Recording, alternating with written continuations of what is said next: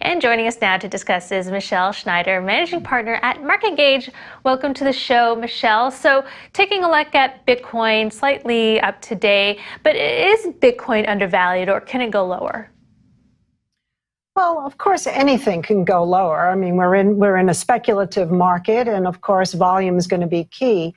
But leading up to the B-word event yesterday, what was interesting about Bitcoin over the last several weeks was that the price went down in a very orderly, quiet type of way, which for Bitcoin is actually kind of unusual because we got used to such incredible volatility. So that once it really broke that 30,000 and tried to test just slightly under, it was met with a lot of buying. In fact, Binance recorded the biggest ever amount of buying to the tune of like 30,000 as far as Bitcoin that day. And then, of course, the B word helped get it back over 30.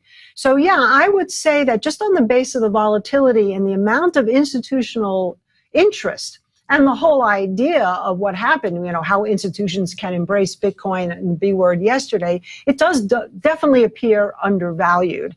And what's great is right now, if you're a technical trader, which we love to do, you have a really good point where you know you're wrong. And for something like Bitcoin, to know you're wrong within a $3,000 or $4,000 range is actually almost like knowing you're wrong in a dollar range in some of the other more smaller priced instruments. Mm-hmm. So you mentioned the B word, which was yesterday's talk with Elon Musk and Jack Dorsey on Bitcoin. Do you think that is still having residual effects, or maybe Bitcoin is up today just because, you know, the U.S. stocks and the overall markets are up?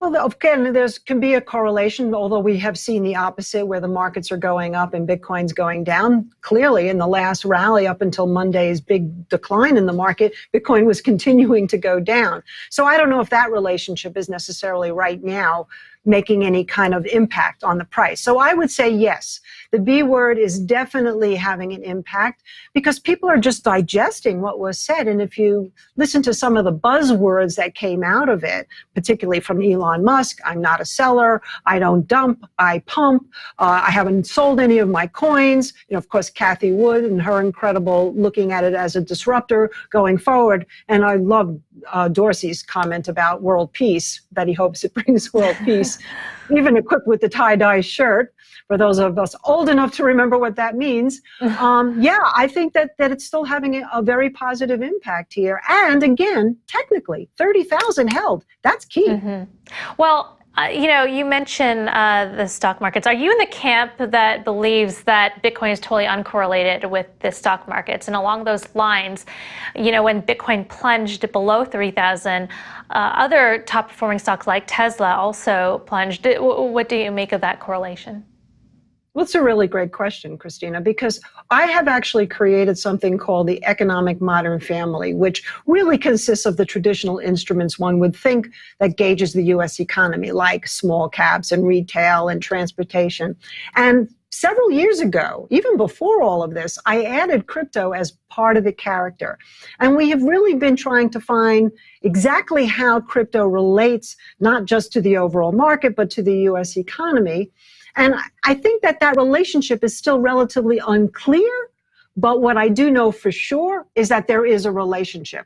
I couldn't give you a definition of that right now because I think it's still relatively premature compared to something like, you know, the Dow Jones Industrial Transportation Index, which goes back a couple of hundred years almost. So, yeah, I think that this is definitely going to have an impact on the economy and not just the coin itself, but obviously the technology, the Ethereum technology, blockchain technology, all of this is going to have an impact. And I think that's kind of what Jack Dorsey was trying to say, is that it could be very cohesive in terms of how people look at currency and technology away from the government.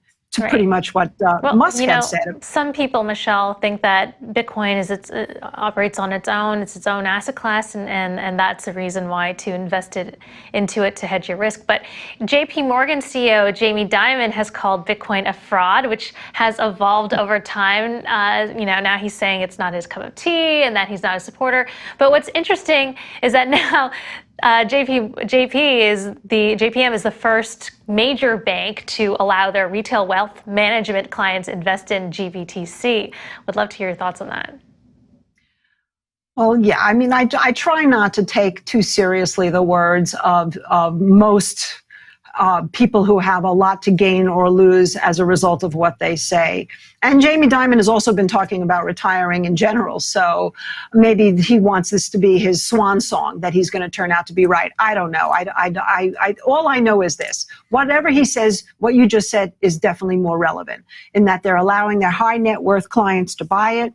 And it's a trend that's happening in some banks. If you take a look at Silvergate, for example, Silvergate just reported second quarter earnings, and they had a $4.3 billion deposit recently tied to crypto, which means that they don't make money on the price of crypto necessarily, although there's a relation.